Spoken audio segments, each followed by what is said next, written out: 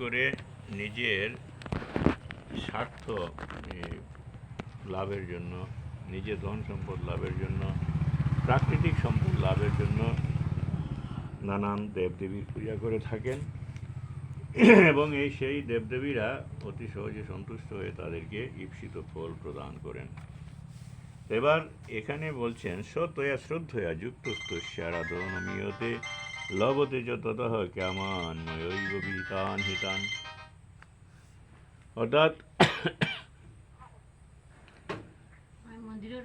সেই ব্যক্তি কি করেন, শ্রদ্ধাযুক্ত হয়ে সেই দেবতার আরাধনা করে থাকেন এবং সেই দেবতার কাছ থেকে যে ফল লাভ অতি সহজেই করা যায়, সেই ফলটা আমার দ্বারা বিহিত কাম্য বস্তু লাভ করে থাকেন। ভগবান বলছেন যে আমি দিয়ে থাকি। দেবতার মাধ্যমে কেউ যদি প্রার্থনা করে তো দেবতার মাধ্যমে আমিই কিন্তু দিয়ে থাকি, কারণ সব কিছুর মালিক হচ্ছি আমি না দিলে কিছু হয় না।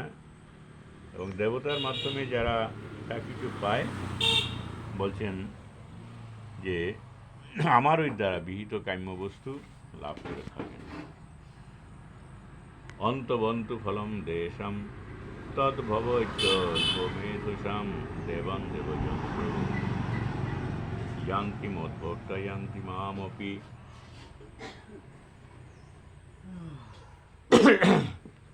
তো বলছেন যে অল্প বুদ্ধি সম্পন্ন ব্যক্তিরা কি করেন,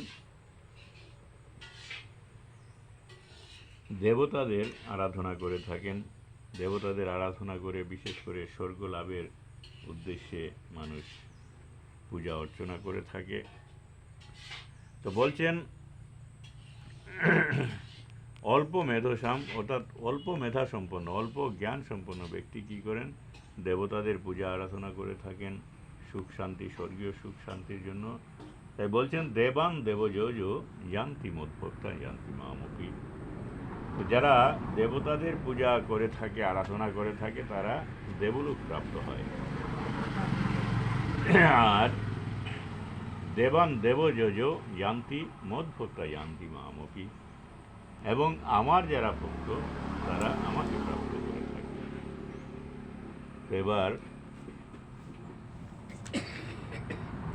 বিবেচনার বিষয় যে ভগবান দেবতাকে পাওয়া আর ভগবানকে পাওয়ার মধ্যে পার্থক্য কি।